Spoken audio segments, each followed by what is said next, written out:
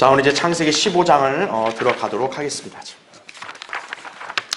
제가 지난주에는 이제 그 창세기 15장에서 발견되는 구원의 모형에 관한 진리를 좀 더 이렇게 자세히 설명하느라 시간을 할애했고, 이제 오늘은 15장에 이제 본격적으로 구절마다 또 담겨 있는 의미들을 한번 살펴보겠습니다. 자, 15장의 주제는 의로 여겨진 아브라함의 믿음과 그 다음에 땅에 관한 언약의 확증, 이렇게 제가 주제를 달았습니다. 이제 이 15장은 어떻게 보면 약간 두 부분으로 나뉘는 거예요. 하나는 이제 하나님께서 아브라함에게 씨가 번성한다는 약속을 하시는 거고, 그 다음에는 이제 하나님께서 이제 아브라함의 씨에게 카나안 땅을 주시겠다, 이렇게 언약을 맺으시면서 그 땅의 영역까지 구체적으로 그 영토의 그 범위가 어디까지인지 다 설명을 해주십니다. 사실 제가 이게 아브라함 언약의 핵심이라고 그랬잖아요. 아브라함의 언약의 핵심은 딱 두 가지인 거예요. 씨, 그 다음에 땅이에요. 예. 근데 이 두 언약이 가리키는 진리가 좀 상이하다는 거 아셔야 돼요. 그러니까 씨에 관한 언약이 적용되는 대상이 다르고, 또 땅에 관한 언약이 적용되는 대상이 다르다, 이렇게 여러분이 이해하시면 되는 거죠. 자, 그래서 이제 주요 내용을 먼저 보세요. 교환의 메뉴에 15장 1절부터 6절까지는 씨에 관한 그런 언약과 그 다음에 신약적인 구원의 모형을 제시하고 있습니다. 그리고 7절부터 12절까지는 땅에 관한 언약과 표적을 요구하는 아브라함이에요. 그러니까 희한한 게 뭐냐면, 하나님께서 아브라함에게 씨를 번성케 한다는 약속을 할 때는 아브라함이 그대로 믿어버려요. 그런데 땅에 관한 약속을 지금 하실 때는 아브라함이 표적을 요구합니다. 그러니까 여러분 여기서부터 벌써 딱 구분하셔야 되는 거예요. 아, 씨에 관한 언약과 땅에 관한 언약은 추구하는 대상이 다른 거구나, 알 수 있는 거예요. 씨에 관한 거는 그대로 믿었죠. 그게 신약 성도의 믿음의 모형이라 그랬잖아요. 하지만 땅에 관한 언약은 아브라함이 그대로 믿은 게 아니라 진짜 그 언약이 확실한지 나에게 표적을 달라고 얘기합니다. 여러분, 표적은 누가 구하는 거죠? 유대인이 구하는 거죠. 그래서 땅에 관한 언약은 바로 누구와 연관이 있다는 걸 암시하는 거예요? 유대인과 연관이 있다는 걸 암시하는 거예요. 예. 그게 씨에 관한 언약과 땅에 관한 언약의 대상이 서로 다르다라는 것을 여기서 또 하나 암시해주고 있는 거다, 이거죠. 자, 그 다음에 땅을 차지할 시기와 구체적인 영역을 13절부터 21절까지 제시하고 있습니다. 예. 그러니까 아브라함이 살아있는 당대에 지금 그 땅을 주시겠다는 게 아니에요. 400년 뒤라고 얘기했다고. 400년 뒤. 자, 왜 그렇게 얘기했는지 이제 그 부분도 이제 우리가 살펴보려고 합니다. 자, 그래서 15장은 하나님께서 씨와 땅에 관한 언약을 확증하시는 말씀이다, 그죠? 여기서 씨에 관한 언약을 아브라함이 그대로 믿음으로써 의로 여겨진 사건은 신약 성도의 구원의 모형이 된다 그랬죠. 제가 지난주에 강의를 했죠. 그러나 땅에 관한 언약은 아브라함의 자손인 이스라엘에게 명백히 적용되는 말씀이다, 그죠? 그래서 약간 달라요. 자, 그렇지만 두 언약 모두 아브라함의 입장에서 보세요. 아브라함의 입장에서는 어떤 조건으로 이 언약을 받은 거예요? 그게 아니죠. 그냥 하나님께서 아브라함에게 그냥 무조건적으로 그냥 언약을 체결해 버리셨죠. 너 씨를 번성케 해줄 거야. 그 다음에 너 이 땅을 줄 거야. 아브라함이 어떤 대가를 지불한 게 없는데도 그냥 은혜로 하나님께서 언약을 맺게 하신 거죠. 그래서 우리가 알아야 될 게 뭐냐면, 아브라함의 이 언약은 절대 취소되는 게 아니다라는 것을 기억하셔야 돼요. 씨에 관한 언약이든 땅에 관한 언약이든 아브라함 입장에서는 이건 무조건적인 은혜로 받은 거기 때문에 아브라함의 상태와 상관없이 이 언약은 무조건적으로 유지가 되는 거예요. 그래서 이스라엘 민족이 오늘날 이 팔레스타인 땅, 이 땅을 하나님이 주시겠다는 이 약속은 지금도 유효한 거고 영원히 유효한 것이에요. 그걸 우리가 다시 한번 기억을 해야 한다, 이거죠. 자, 그래서 오늘은 이 씨에 관한 언약의 내용을 한번 살펴보려고 합니다. 여러분, 이제 15장 이제 우리가 1절부터 2절 들어가겠습니다. 자, 이런 일들 후에 주의 말씀이 환상 중에 아브라함에게 임하여 말씀하시기를, 아브라함아 두려워 말라. 나는 너의 방패요 너의 지극히 큰 상인이라 하시니라. 아브라함이 말씀드리기를, 나는 자식이 없사오며 내 집의 청지기가 다마스커스의 엘리에셀이 오니 주 하나님이여 나에게 무엇을 주시려나이까 하고 이렇게 말씀하고 있습니다. 자, 첫 번째 보세요. 교환에 일단 하나님께서 아브라함에게 나타나셔서 두려워 말라 이렇게 말씀을 합니다. 자, 이 표현은요, 피터 러크만 목사님에 따르면 성경에서 365번이 나온대요. 두려워 말라. 그럼 여러분 좀 의미심장하잖아요? 365는 뭐예요? 우리 1년의 날수죠. 예. 성도는 매일의 삶 속에서 항상 주님이 함께 하시기 때문에 어떤 상황에서도 두려워하면 안 돼요. 예. 낙담하면 안 된다고요. 예. 두려워하지 마라 이거예요. 우리는 예수 그리스도께서 여러 차례에 걸쳐 그의 제자들에게 하신 말씀을 기억해야 합니다. 바울이 로마로 이송돼서 항해하는 도중에 폭풍을 만나 전복될 위기에 처했을 때도 바울의 꿈에 나타났잖아요. 하나님께서 함께 하신다고. 그렇죠? 두려워 말라 이거. 바울아 두려워 말라. 그렇죠? 또 제자들에게도 두려워하지 말라 이렇게 말씀하죠. 예. 우리는 늘 어떤 외부적인 요인들을 보면서 두려움에 사로잡힌다고요. 두려워하지 말라 이거예요. 예. 아브라함에게도 이제 그 말씀을 해주시는 거죠. 자, 두 번째 보세요. 나는 너의 방패요, 너의 지극히 큰 상인이라 이거죠. 네. 자, 여러분 지금 이 말씀을 하신 배경이 어때요? 지금 아브라함은 어떻게 보면은 무모하다고 여길 수 있는 전쟁터에 나가서 전쟁을 치르고 온 사람이에요. 하나님의 능력을 친히 경험해서 기적적인 전쟁을 하고 돌아왔어요. 소돔왕이 물질적인 보상을 해주겠다 그랬어요. 하지만 아브라함은 그걸 거절했죠. 하나님의 영광을 위해서. 그러면 인간의 안목을 볼 때는 지금 아브라함은 어떻게 보면 약간 손해를 입은 거잖아요. 그럴 때 하나님이 나타나신 거죠. 두려워 말라. 나는 너의 방패요, 너의 지극히 큰 상이다 이거죠. 네. 하나님께서 위로와 격려를 해주시는 거예요. 하나님께서는 아브라함의 믿음의 행보에 대해 보상하시는 분이심을 말씀하심으로써 아브라함을 격려해 주신다는 거죠. 자, 밑에 괄호 1번을 보세요. 일찍이 아브라함은 조카 롯과 분리하면서 영적인 것을 위해서 물질적인 것들을 포기했던 적이 있었죠. 제가 창세기 13장 강의할 때도 그랬잖아요. 아브라함과 롯 사이에 다툼, 목자들 사이에 다툼이 일어나니까 도저히 같이 있을 수 없으니까 분리를 해야 되는데 아브라함이 먼저 자기 주장을 하지 않고 롯에게 양보를 하죠. 예. 자, 또한 아브라함은 소돔왕이 제안한 물질적인 보상도 전혀 바라지 않고 오히려 하나님의 영광을 위해서 포기했다 이거죠. 예. 어떤 사람은 그런 얘기 하는 거예요. 아, 이게 굳이 보상을 안 받아야 될 이유가 있습니까? 이렇게 얘기할 수 있단 말이에요. 근데 아브라함은 포기한 거예요. 왜? 하나님의 영광이라는 이 영적인 것을 위해서 자기 물질의 영달을 포기했다라는 거죠. 자, 하나님께서는 아브라함의 그런 믿음의 행보를 격려하시면서 그와 같은 올바른 선택을 계속해서 할 수 있도록 인도해 주신다라는 거죠. 우리 성도들도 이걸 교훈을 삼아야 되는 거예요. 순간의 이익을 받는 거 이게 나쁜 거냐 이거예요. 하지만 그거보다 더 중요한 건 우리에게는 하나님의 영광이라는 거죠. 내가 하나님을 드높이고 그분을 영화롭게 해드릴 수 있고 반대로 내가 어떤 순간의 유익을 추구하다가 하나님의 영광을 잃어버리고 간증을 상실한다면 그게 더 큰 손해란 얘기죠. 그래서 아브라함과 같은 이런 올바른 선택을 해야 된다 이거죠. 근데 우리 인간은 어떤 거죠?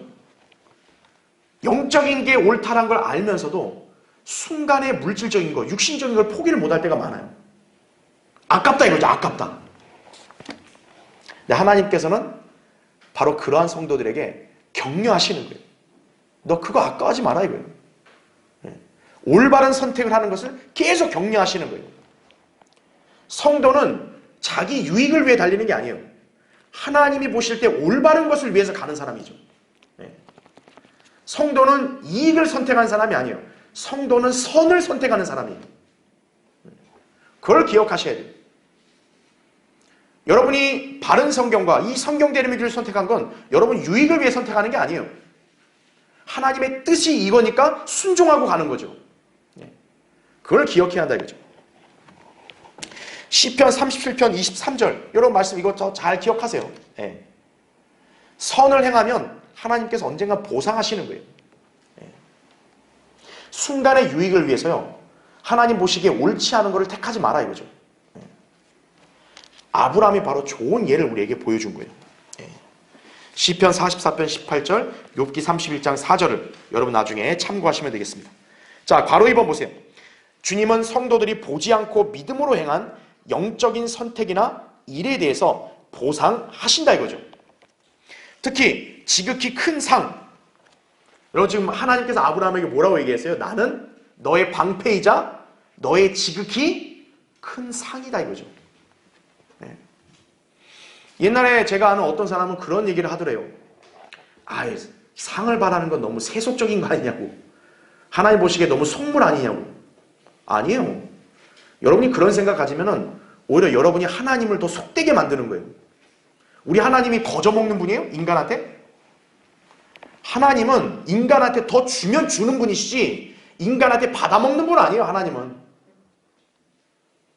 히브리서 11장 6절에 뭐라고 말씀하시는 거예요? 믿음이 없이는 하나님을 기쁘시게 할 수 없나니 하나님께 나아가는 자는 그분이 존재하시는 것과 그분이 자기를 열심히 찾는 자들에게 보상하는 분이심을 마땅히 믿어야 하느니라 말씀한 거예요. 마땅히 믿어야 한다 이거예요. 여러분의 믿음의 행보가 손해가 될 수 있어도 하나님이 보상한다는 걸 믿으면 하는 거예요. 그게. 우리가 지금 이 땅에서 이렇게 주일날 매일 주마다 모여서 예배 드리는 거, 우리 인생의 시간에서 즐길 거를 포기하는 거 아니에요. 하지만 다가올 영혼에서는 더 큰 상이 있다는 거죠. 그걸 믿으니까 하는 거죠. 너의 지극히 큰 상이다 이거죠. 자, 비록 우리가 지상에서도 복을 향유하는 삶을 살죠. 우리 그리스도인이라고 무조건 찌질하게 사는 거 아니죠. 지상의 복을 향유하는 삶을 살지만 장차 받게 될 영광에 비교하면요, 이거는 뭐 감히 비교할 수 없는 거죠. 우리는 그것을 바라보는 거예요. 주님은 그런 지극히 큰 상을 우리에게 보상하는 분이심을 여러분이 믿어야 되는 것이에요. 하나님은 아브라함에 바로 그걸 격려해 주시는 거예요. 왜? 아브라함도 인간이기 때문에 자기가 소돔왕 앞에서는 이런 간증을 했지만 막상 돌아와서 볼 때 아깝게 느껴질 수도 있고, 그렇죠? 또 내가 굳이 그렇게까지 할 필요 있었을까? 그렇게 여길 수도 있는 건데 하나님은 아브라함의 올바른 선택을 더 격려하신 거죠. 네가 올바른 선택한 거 결코 너한테 손해 아니다 이거죠. 나는 너의 지극히 큰 상이다 이거죠. 너의 방패다 이거죠. 하나님께서는 여러분에게도 그런 격려를 하시는 거예요. 인생의 역경과 고난이 처했어요. 주님을 위해서 섬기다 보니까 때로는 어떤 고난을 당했어요. 하나님이 격려하시는 거예요. 나는 너의 방패다 이거예요. 너를 지킨다 이거예요. 너의 지극히 큰 상이다 이거죠. 그것을 믿음으로 바라보는 것이 성도예요. 그렇죠? 자, 그래서 고린도전서 2장 9절, 고린도서 4장 17절, 그렇죠? 또 로마서 8장 18절을 우리가 보시면 된다 이거죠. 현재 우리가 누리는 것보다 다가올 영원한 영광이 훨씬 더 크다 이거죠. 자, 괄호 3번 보십시오. 예수 그리스도께서는 주님을 따르기 위해 모든 것을 버린 베드로에게 받을 복을 말씀하심으로써 지극히 큰 상의 완전한 모습을 보여주셨다 이거죠. 그러니까 여러분이 지금 이 구약만 보면 지극히 큰 상이면 대체 뭘까? 좀 막연하잖아요. 예수님께서 베드로에게 그 예를 가르쳐 주신 거예요. 거기 마태복음 19장 29절 보면 거기 9절 나오죠. 누구든지 내 이름을 위하여 뭐 아내나 자식이나 뭐 토지나 뭐 이런 거 있잖아요. 다 버린 사람은 얼마로 받는데요? 100배로 받는다고. 100배. 이게 지극히 큰 상의 하나의 예예요. 예. 또 영생을 상속받으리라 이렇게 말씀을 하고 있는 것이죠. 베드로가 물었거든요. 우리는 주님 모든 걸 버려두고 주님을 따랐는데 우리에게 뭘 주십니까? 이거 굉장히 정직한 질문이에요. 어떤 사람은 하나님 앞에 감히 뭘 달라 그래. 이게 불경스럽게. 그거 아니에요. 하나님 물으시는 거예요. 내가 너에게 뭘 주랴? 난 모든 걸 버리고 오직 진리만을 위해 따랐습니다. 나에게 뭘 주시겠습니까? 주님께서 베드로에게 이게 감히 나한테 그런 걸 물어? 이렇게 얘기 안 하셨다고요. 주님은 100배로 주겠다는 거예요. 100배로.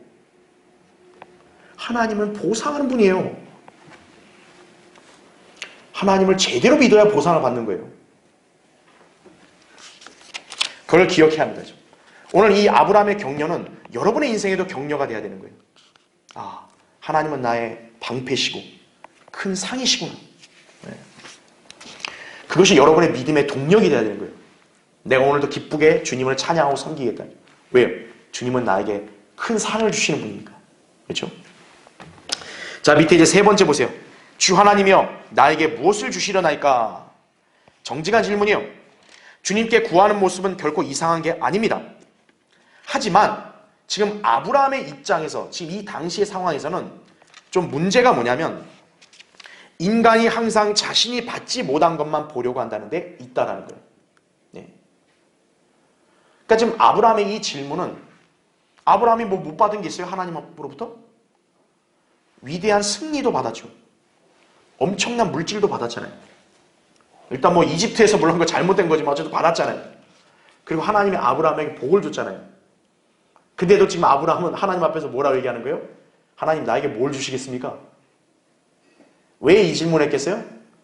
자식이 없다 이거예요. 자식이. 나에게 복을 줬다고 하는데 자식이 없다 이거예요. 아브라함은 지금 은연중에 그런 것들이 약간 불신이 있는 거예요. 날 뭘 주시겠습니까? 이거예요. 인간의 약점이 뭐냐? 자기가 받은 것은 안 보이고 자기가 남과 비교했을 때 없는 것만 보이는 거예요. 난 이게 없는데요? 왜 난 없어요 이게? 이게 인간이에요 이게. 괄호 1번 보세요. 아브라함은 하나님께서 보상하시는 분이심을 이미 알고 있었어요. 여러분 아브라함이 소돔왕 앞에서 간증을 했잖아요. 아니 하나님이 보상하는 걸 모르겠어요 아브라함이? 그는 전쟁에서 모든 재물과 물질을 되찾아왔잖아요. 창세기 14장 16절 보면 다 되찾아왔다고요. 또한 그는 하나님께서 자기의 방패가 되어주실 수 있는 분이심도 친히 경험을 했잖아요. 고작 318명 종들을 데리고 그 엄청난 연합 왕들의 세력을 물리쳤잖아요. 그럼에도 불구하고 2절에 나오잖아요. 나는 자식이 없사오며 이거죠. 그렇게 말함으로써 아마도 자신이 받은 복과 도우심보다는 자식이 없이 죽는 모습을 연상하며 자기 연민에 빠졌던 것 같다 이거죠. 아브라함 모습 보면. 예. 아유 내가 잘나면 뭐하니까 내 자식이 없어 내 팔자가 이렇습니다. 인간이 그런 거예요. 예. 자 괄호 2번 보십시오. 이것은 아브라함이 주께서 내게 씨를 주시지 않았으니 라고 고백하는 장면에서 그의 심정을 엿볼 수 있는 거예요. 3절도 보면 아브라함은 이제 대놓고 얘기를 하나님 앞에 주님이 나에게 씨 안 줬잖아요. 그러니까 내 집에 있는 청지기가 뭐 상속자가 되겠죠 뭐 이거죠. 예. 자 물론 그 말도 사실이에요. 주님이 사실 지금 씨를 줬어요 안 줬어요 아직? 안 줬잖아요 아브라함한테. 하지만 주님이 그에게 씨를 주시겠다고 2번이나 약속을 하셨어요. 창세기 12장 7절에도 약속했고 13장 15절에도 약속을 했어요. 2번이나. 그런데도 아브라함은 그 약속보다는 자신의 현실에 더 초점을 맞추고 있는 것이다 이거죠. 다음 페이지 보십시오.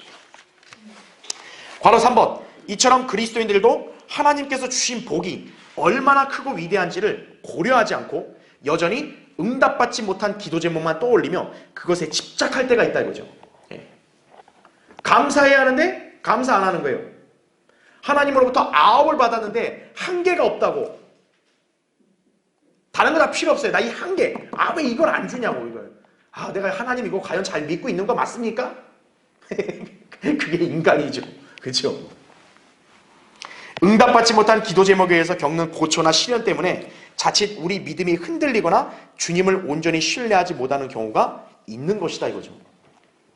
여러분 아브라함 입장도 그런 거예요. 지금 아브라함이 아무렇지 않은 것 같지만 사실 아브라함 당시의 입장에서는요. 자기 인생에 어떻게 보면 약간 굉장히 위기의식을 느끼는 거죠. 왜? 내가 아무리 가진 게 많으면 뭐하냐 이거예요. 나를 이을 자식이 한 명도 없는데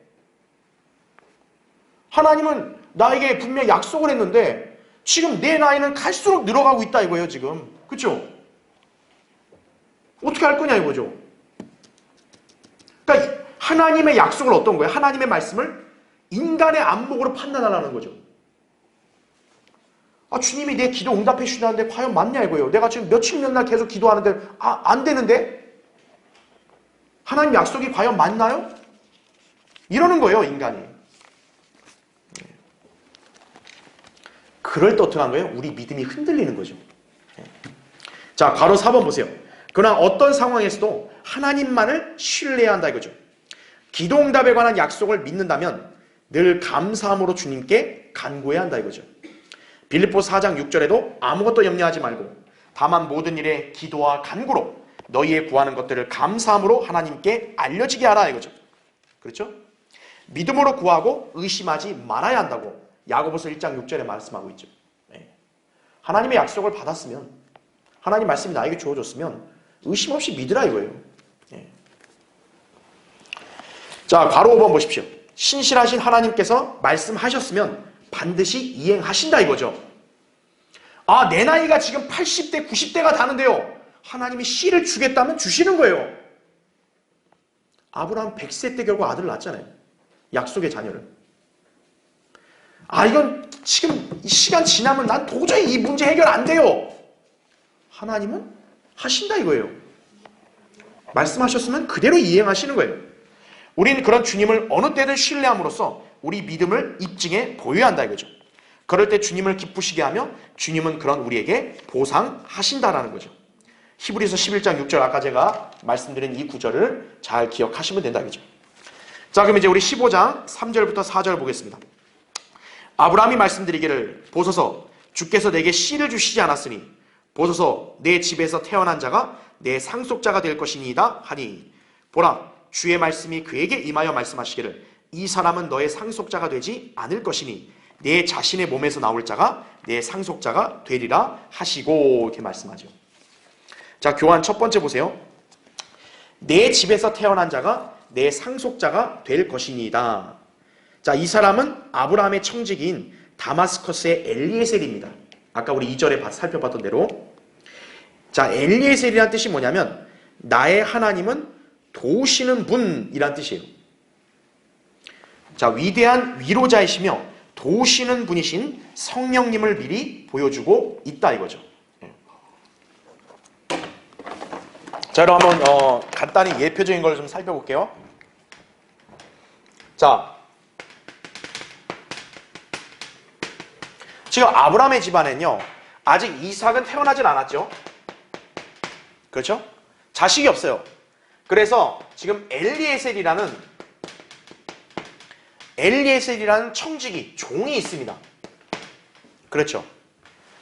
자, 그러니까 지금 아브라함 입장에서는 자기 재산이나 유업이나 유지를 아들이 없으니 이 사람에게 갈 거라 이렇게 얘기하단 말이에요. 근데 하나님은 다시 한번 분명히 확증하시죠. 이 사람은 너의 상속자가 되지 않는다 이거죠.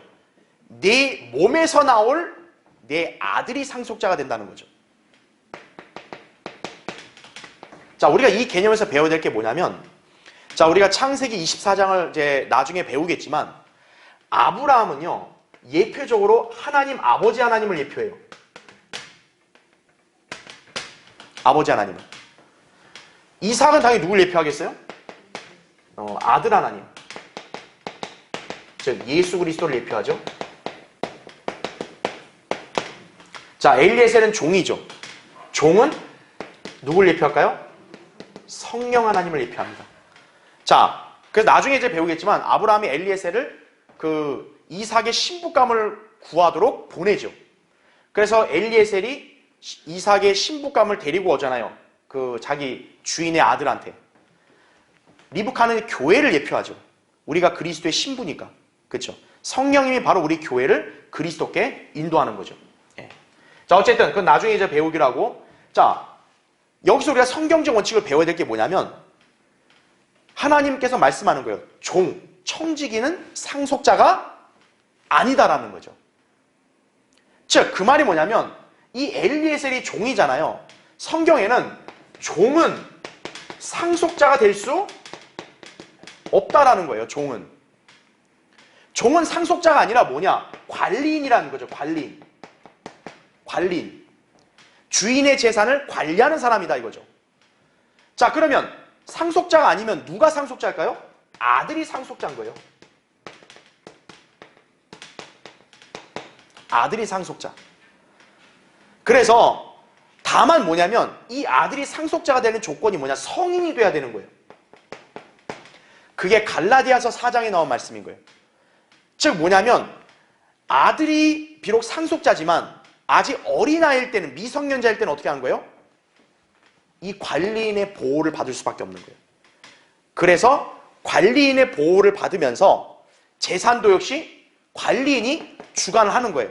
언제? 이 어린아이가 어른으로 장성할 때까지. 이게 성경적 법칙이에요. 상속에 관한.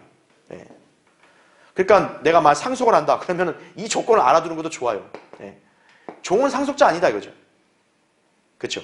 그래서 이제 바울은 어떤 거를 이걸 진리를 제시했냐면 율법이다 이거죠. 율법. 즉 율법은 종의 역할인 거고 은혜는 아들의 역할이다 이거죠. 그러니까 우리가 예수 그리스도가 오기 전까지는 어떤 거예요? 율법 아래서 종노릇 할 수밖에 없었다 이거죠. 그러나 예수 그리스도가 오심으로써 이제 어떻게 된 거예요? 은혜로 구원받았기 때문에 우리는 더 이상 이 종의 개념이 아니라 아들로 바뀌었다는 거죠. 우리도. 그래서 우리도 상속자가 이제 됐다 이렇게 얘기를 하는 거죠. 네. 율법의 위치에서는, 종의 위치에서는 상속의 권한이 없는 건데 아들이 됐기 때문에 아들은 상속자다 이거죠. 네. 그래서 이걸 알려주는 거예요. 그래서 성경적 법칙이 이렇기 때문에 하나님께서는 엘리에셀이 아브라함의 상속자가 되는 것을 허락하지 않으신다라는 거죠. 그래서 반드시 내 몸에서 나올 내 아들이 상속자가 된다. 이 말씀을 하신 거예요. 이제. 네. 자, 이제 교환에 거기 이제 밑에 중간 2번을 보세요. 자, 그래서 이제 여러분 이제 교환을 나중에 보시면 알겠지만 그 엘리에셀이 청직이잖아요. 여러분 여기 나온 이 청직이란 단어가 히브리어로 무슨 뜻이냐면 달리는 종이라는 뜻이에요. 달리는 종. 그러니까 먼지 속을 달리는 자 이 뜻이에요. 그래서 이 단어가 신약의 어느 단어와 어울리냐? 집사와 어울리는 거예요. 집사. 집사의 그 단어 용례를 보면 이 청직이랑 굉장히 유사합니다. 물론 목사도 청직이죠. 근데 집사는 어떤 거냐? 종이다 그죠? 먼지 속을 달리는. 여러분 먼지 속 달리는 거 뭐예요? 바삐 일하는 종이죠. 바삐 일하는 종.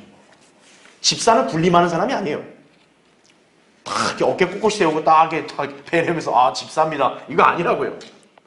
집사는 그냥 숨 쉴 틈 없이 일하는 청직인 거예요. 예.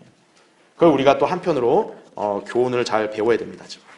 자, 일단 거기 교환에 다시 2번 보세요. 내 자신의 몸에서 나올 자가 내 상속자가 되리라. 여기서 몸에서 나올 자는 명백히 씨를 가리키죠. 그래서 이어지는 구절에서 씨에 관한 약속의 말씀이 나오는 거다 이거죠.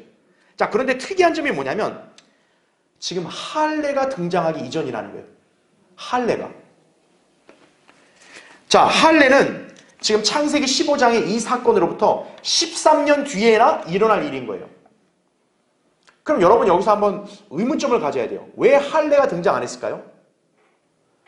창세기 17장에 보면 하나님이 아브라함과 언약을 맺을 때 네 씨에게 복이 이어진다는 걸 확증하려고 너에게서 나올 이제 아들들, 남자아이들은 다 할례를 받으라 그러잖아요.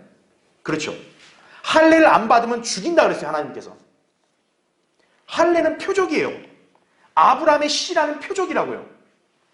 그런데 지금 여기 창세기 15장에서 하나님이 씨에 관한 언약을 할 때는 할례를 얘기 안 해요. 그렇죠? 왜 그럴까요? 여러분이 그 의미를 잘 알아야 되는 거예요. 아니 어차피 하나님이 씨를 번성케 하는데 한다고 하셨다면 왜 할례는 아직도 등장하지 않냐 이거예요. 그 이유가 있는 거예요. 자, 괄호 1번 보십시오. 알다시피 하나님께서는 아브라함과 여러 번에 걸쳐 언약을 맺으셨다. 이 언약의 약속들 중 하나는 아브라함의 물리적이고 문자적인 씨이며, 즉 지금 아직 씨가 없는데 하나님이 씨를 번성케 한다 했으면 일단 물리적으로는 어때요? 이삭, 야곱 이런 이스라엘을 얘기하는 거겠죠. 바로 이들이 장차 예루살렘과 팔레스타인을 차지할 이스라엘 12지파겠죠. 자, 이 씨도 있고 또 다른 약속은 뭐냐? 대속제물로 죽으시는 그리스도의 모형으로서의 이삭에 의해 예표되는 영적인 씨다 이거죠. 이게 무슨 말일까요? 지금 창세기 15장에서 이 약속 있잖아요. 여기에 나오는 이 씨는 단순히 지금 이스라엘 12지파를 가리키는 게 아니다라는 것을 말하는 거예요. 여기에 나온 씨는 이삭이잖아요. 근데 그 이삭이란 인물은 제가 저번에도 얘기했잖아요. 단순히 그냥 이스라엘의 조상이란 개념을 보면 안 되고 이삭은 예수 그리스도의 모형이라고 제가 말씀드렸잖아요. 즉 바로 뭐냐면 여기서 나온 씨는 영적인 씨라는 얘기죠. 그래서 할례가 등장을 안 하는 거예요. 여기서는. 자, 괄호 2번 보세요. 할례는 아브라함과의 언약이 그의 후손들에게까지 영원히 이어진다는 표적으로 주어진 것이다 이거죠. 창세기 17장에 나오죠. 특히 이 할례가 등장하는 장면에서 나온 언약은 자, 다름 아닌 뭐에 관한 약속이라고요? 땅에 관한 약속이라는 거예요. 땅에 관한 약속. 게다가 지금 본문에서도 곧바로 땅에 관한 약속이 나오죠. 그러다 보니 소위 영적인 씨라고 자처하는 교회들 혹은 그리스도인들이 아브라함의 물리적인 땅에 관한 권리를 주장하게 이른 것이다 이거죠. 즉 우리가 창세기 15장 다음 주에 배우겠지만 15장 뒷부분에 또 땅이 나오니까 야 여기 5절 6절에 하늘의 별들은 교회를 가리키지 않냐? 그리고 뒤에 땅이 나오지 않냐? 그러니까 아브라함의 땅에 관한 유업은 교회 거다. 이렇게 주장하는 사람들이 많다는 거예요. 그게 아니다라는 거예요. 그게. 그 증거가 바로 뭐라는 거예요? 이 창세기 15장에서는 할례라는 표적이 등장을 안 한다라는 거예요. 왜냐하면 여기에 나온 씨는 이스라엘이 아니기 때문에 그러는 거예요. 자, 바로 3번을 보세요. 맨 밑에. 영적인 씨에게 적용되는 이 언약에서 할례는 등장하지 않는다 이거죠. 이것은 다음 페이지. 육체적인 할례가 아브라함의 영적인 씨와는 아무런 관계가 없음을 나타낸 것이다 이거죠. 그와 같이 이스라엘 땅에 관한 권리도 영적인 씨와는 무관함을 알 수 있다라는 거죠. 괄호 4번. 그럼에도 불구하고 아브라함의 이 언약을 엉뚱하게 적용하는 대표적인 부류가 있는데 바로 마호메트, 모슬렘과 교황들, 카톨릭이에요. 여러분 그 모슬렘은 어때요? 아랍 민족이잖아요. 아랍. 아브라함의 장자인 이스마엘의 후예들 아니에요. 그러니까 모슬렘은 어떻게 주장하는 거예요? 아브라함에게 약속한 땅은 우리 아랍 거다 이렇게 주장을 하는 거예요. 왜 그러냐? 바로 이거를 의미를 모르니까. 이 의미를. 자, 또 다른 부류는 뭐냐? 로마 카톨릭과 교황들이. 카톨릭과 교황들은 이스라엘 민족을 자기네 교회가 대신했다고 주장하는 거예요. 그러니까 지금 여기 나온 시도 어떤 거예요? 자기라는 거예요. 자기들. 자기들이라는 거예요. 이게. 그래서 아브라함에게 약속한 땅은 이스라엘에게 권리가 없다. 이스라엘은 이미 하나님이 버리셨기 때문에 바로 교회인 우리 거다. 카톨릭이 그렇게 거짓말을 하는 것이. 바로 뭐냐면 이 두 집단들, 엉터리 종교들은 바로 이 성경을 왜곡시킨 거죠. 이들이 간과한 게 뭐냐면 여기에는 할례가 등장하지 않는 거예요. 창세기 17장에 할례가 나오거든요. 근데 그 할례를 표적으로 주면서 하나님이 뭐라고 말씀하시냐면 네 씨가 팔레스타인 땅을 영원히 차지할 거라고 말해요. 그러니까 여러분이 아셔야 될 게 뭡니까? 땅의 유업에 해당되는 씨는 바로 할례를 받는 이스라엘이구나라는 걸 알 수 있는 거예요. 지금 여기서는 이따 보겠지만 하늘의 별들은 표적을 구했어요, 안 구했어요? 아브라함이 밤에 하늘 보면서 하나님이 네 씨가 하늘의 별들과 같다 그러니까 아브라함이 그럼 표적을 주세요. 내 씨가 정말 이렇게 되는지 주세요. 이랬어요? 아니죠. 씨에 관해서만큼은 아브라함이 어떻게 한 거예요? 하나님을 그대로 믿어버렸죠. 그렇죠. 그래서 신약 성도의 모형이 된 거 아니에요? 어떻게 보면. 구원에. 그렇죠. 그래서 여기 나온 씨는 절대로 팔레스타인 땅과 아무 연관이 없다라는 거예요. 바로 우리는 그 점을 여기서 할례가 등장하지 않는 것을 증거로 삼을 수 있다는 거죠. 자, 모슬렘은 유대주의를 왜곡한 것이고요. 카톨릭은 신약 기독교 신앙을 왜곡시킨 거다 이거죠. 이들은 모두 성경과 무관한 국가교회들이에요. 국가교회들. 이런 교회는 세상과 분리돼야 되는데 바로 이런 자들이 뭐냐면 국가교회. 국가하고 교회인 거예요. 바로 이런 자들이니까 우리는 이런 자들의 그런 속임수에 결코 속지 않고 점수를 주지 않는 것이죠. 자, 이제 15장 5절부터 6절을 보겠습니다. 여러분 거기 5절부터 6절을 보시면 그를 밖으로 데리고 나가 말씀하시기를 이제 하늘을 쳐다보고 별들을 셀 수 있다면 그 별들을 세어보아라. 또 그에게 말씀하시기를 너의 씨가 이와 같으리라 하시더라. 아브라함이 주를 믿으니 주께서 그것을 그에게 의로 여기셨더라. 이렇게 말씀을 하고 있습니다. 자, 이제 교환을 보세요. 첫 번째, 너의 씨가 이와 같으리라. 5절에 말씀합니다. 자, 하늘의 별들과 같이 되니까 너의 씨가 이와 같다 그랬잖아요. 여기서 이 택함 받은 씨, 약속의 씨는 역사적으로는 이삭이고 예언의 성취에서는 예수 그리스도이십니다. 이삭은 예수 그리스도의 모형이기 때문에 가능한 거예요, 이게. 자, 그럼 이제 괄호 1번을 보세요. 창세기 22장은 십자가 사건의 그림이다, 그죠? 자기 아들을 제물로 바치는 아브라함은 아버지 하나님을 예표하고 제물로 드려지는 이삭은 기꺼이 죽음에 순종하시는 아들 하나님이신 그리스도의 예표다, 그죠? 그러니까 여러분, 창세기 22장은 우리가 너무 잘 아는 일이잖아요. 사건이잖아요, 그렇죠? 그런데요, 그 창세기 22장에서 그 일이 있고 난 다음에 하나님이 이삭을 복 주실 때 이런 약속을 하는 거예요. 거기 그 성경 구절 나오죠. 거기 창세기 22장 17절 이렇게 나오죠. 복으로 내가 내게 복을 주고 번성으로, 자 보세요, 내가 너의 씨를 어떻게 한다 그래요? 하늘의 별들처럼. 그러니까 지금 창세기 15장의 하늘의 별들은 이삭을 가리키는 게 맞는 거죠, 분명히. 그렇죠? 그리고 또 뭐라고 얘기해요? 바닷가의 모처럼요? 모래처럼 번성케 하리라, 이렇게 말하죠. 그러니까 아브라함의 그 자손의 씨는 이삭에게 그대로 이어져서 이삭에게서는 이스라엘도 나오고 또 교회도 나오게 되는 거예요. 자, 왜 이게 가능한지 보세요. 괄호 2번.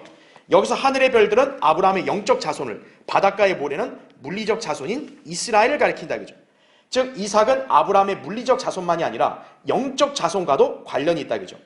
반면에 야곱은 순수하게 물리적 자손인 이스라엘과 연관된다, 그죠? 그래서 야곱에게 주신 씨에 관한 약속에서는 하늘의 별들이란 표현이 없는 것이다, 이거죠. 창세기 28장 14절 보면 하나님이 야곱을 복줄 때는요, 너의 씨가 하늘의 별들과 같단 말을 안 써요, 야곱에게는. 왜죠? 야곱은 교회와 완전히 무관하기 때문에 그러는 거예요. 야곱은 순수하게 물리적인 이스라엘을 대표하는 거죠. 그러니까 하늘의 별들이란 말을 안 쓰는 거예요. 그래서 그 다음에 괄호 3번 보세요. 그런가 하면 이삭에게 주어진 약속의 말씀에는요, 자, 또 이 표현을 보세요. 내 씨 안에서 땅의 모든 민족들이 복을 받으리라 라는 표현이 있어요. 그러니까 하나님이 이삭을 복 줄 때는 너의 씨가 하늘의 별들과 같다는 말을 쓰고, 또 네 씨 안에서 땅의 모든 민족들이 복을 받는다는 말을 씁니다. 여러분, 땅의 모든 민족들이라면 누굴 가리키겠어요? 유대인이 아니라 누굴 가리키겠어요? 이방인을 가리키는 거예요. 즉 이삭을 통해서도 어떤 거예요? 이방인들이 복을 받는다, 이 말을 하고 있는 거예요. 그럼 뭔가 희한하잖아요. 이삭과 야곱은 이스라엘 아니에요. 어떻게 이삭의 씨 안에서 이방인들이 복 받는단 말이 나오죠? 바로 이삭에게서 누가 나오냐? 예수 그리스도가 나오고, 또 예수 그리스도를 통해 누가 나와요? 우리 이방인 교회들이 나오기 때문에 그러는 거예요. 자, 그래서 거기 보세요. 모든 민족들이라면 이스라엘과 구별되는 이방 민족들이다, 이거죠. 이 약속을 성취하시는 분은 예수 그리스도다, 이거죠. 왜냐하면 예수 그리스도가 오셔야만 이방인들도 이제 복을 받는 거죠. 그렇죠.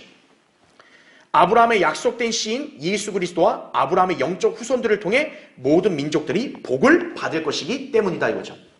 로마서 11장 1절부터 25절에 나온 말씀 그대로죠. 자, 괄호 4번. 아브라함에게 주어진 물리적 영적인 복은 모두 약속의 자녀인 이삭에게 상속되었다, 이죠. 그런데 여기서 물리적인 복은 이삭의 물리적 후손인 야곱과 12지파 그리고 이스라엘 민족에게 이어진 반면, 영적인 복은 아브라함처럼 믿음으로 의롭게 된 그리스도인들에게 주어졌다, 이거죠. 갈라디아서 3장에 뭐라 그랬어요? 바울이 이렇게 얘기했잖아요. 아브라함이 하나님을 믿으니 그것이 그에게 의로 여겨졌다.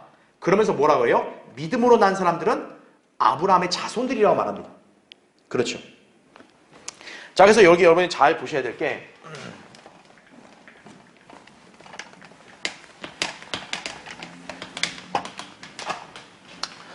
자, 지금 하나님께서 아브라함의 씨를 복줄 때 어떤 표현을 쓰셨냐? 우리가 방금 본 대로 하늘의 별들과 같이 된다, 무수히 많아진다는 거잖아요. 그렇죠. 자, 그럼 지금 이 아브라함 당대, 이 당대에는 이 씨가 당연히 누굴 가리키겠어요? 아브라함에게 태어날 아들인 이삭이죠. 이게 바로 약속의 자녀예요. 바로 이게 이삭이라는 거죠. 자, 그러면 이삭을 통해서 하늘의 별들이란 말이 이어져요. 그렇죠? 그런데 우리가 알아야 될 게 뭐냐면 이삭을 통해서 이방인들이 복을 받는다는 말이 나와요. 그럼 이걸 누가 성취하냐고. 이삭 때 땅의 모든 민족들이 복 받았어요? 아니잖아요. 바로 이삭에게서 궁극적으로 누가 나오는 거예요? 예수 그리스도가 나온다는 거죠. 그래서 아브라함의 씨가 하늘의 별들과 같이 된다는 말씀에는 역사적으로는 이삭이지만 예언적으로는 누굴 가리킨다고 보는 거예요? 예수 그리스도를 가리킨다는 거죠. 그래서 우리가 알 수 있는 게 뭡니까? 너의 씨, 단수잖아요. 너의 씨, 단수. 그러니까 예수 그리스도인데 씨가 한 개가 아니라 어떻게 된다는 거예요? 무수히 많은 별들과 같이 된다. 그 말은 뭐겠어요? 예수 그리스도 한 분을 통해서 무수한 사람들이 생긴다는 거겠죠. 바로 누구를 가리키겠어요? 이 하늘의 별들이. 그리스도인들을 가리키는 거란 얘기죠. 그래서 우리는 예수 그리스도로 말미암아 이렇게 거듭난 백성이 됐잖아요. 영적인 백성이. 아하, 그래서 이 하늘의 별들은 바로 궁극적으로 누구를 가리키냐? 영적 자손을 가리킨다. 우리가 이렇게 알 수가 있다라는 거죠. 예. 그걸 여러분이 기억하셔야 되는 거예요. 그래서 그 전까지는 땅에 티끌이란 말 썼다고요. 또 나중에 이삭에 가면 바닷가에 모래란 말 썼다고요. 그게 왜 그러냐면 이삭은 문자적으로는 또 이스라엘의 조상이니까. 그러니까 문자적으로는 이삭을 통해서도 이스라엘이 나와요. 하지만 여기 창세기 15장의 이 별들과 같이 되는 씨는 이스라엘만 단순히 가리키는 게 아니라 예수 그리스도를 가리킨다는 거죠. 그래서 이삭이 예수 그리스도의 모형이 되는 거예요. 모형이. 그래서 창세기 22장에도 예수님의 십자가의 죽음을 이삭이 예표하는 거예요. 그래서 하늘의 별들 하면 우리 그리스도인들을 가리킨다라는 거죠. 그래서 예수 그리스도를 믿고 구원받은 그리스도인들이 2000년 동안 얼마나 많이 생겼어요. 하늘의 별들과 같이 생겼기 때문에 셀 수가 없다라는 거죠. 그렇죠. 자, 그래서 제가 이제 밑에 두 번째 마지막 보세요. 두 번째를. 그를 밖으로 데리고 나가 말씀하시기를 이제 하늘을 쳐다보고 별들을 셀 수 있다면 그 별들을 세어보아라. 너의 씨가 이와 같으리라. 이렇게 말씀했어요. 이 선택받은 씨의 궁극적 산물에는 그리스도의 몸의 지체들도 포함된다. 말하자면 그리스도인들이 하늘의 별들처럼 될 것이다 라고 했죠. 바로 제가 왜 이걸 언급했냐면 제가 지난주에도 강의했잖아요. 바울이 로마서 4장과 갈라디아서 3장에 보면 믿음으로 의롭게 된다는 걸 얘기할 때 아브라함을 예로 들었잖아요. 그때 아브라함의 어떤 장면을 예로 든 거예요? 바로 이 장면을 예로 든 거예요. 씨에 관한 약속을 줬더니 아브라함이 그대로 믿어서 의로 여겨졌다. 그 장면이 우리 신약 성도들의 모형이 되는 거죠. 우리도 예수 그리스도를 단순히 믿음으로 말미암아 의롭게 됐다라는 거죠. 그러니까 왜 바울이 이 장면을 인용했냐 이거예요. 바로 여기에 하늘의 별들이 바로 우리 교회를 또 가리키기 때문에 그런 것이라는 거죠. 그렇죠. 네. 자, 그래서 이제 마지막 페이지 보시면 그래서 갈라디아서 3장 26절부터 29절을 보면 딱 이런 말이 나와요. 너희가 다 그리스도 예수를 믿음으로 말미암아 하나님의 자녀들이 되었으니 너희는 자 뭐라고 우리를 가리켜요? 아브라함의 씨로 가리키잖아요.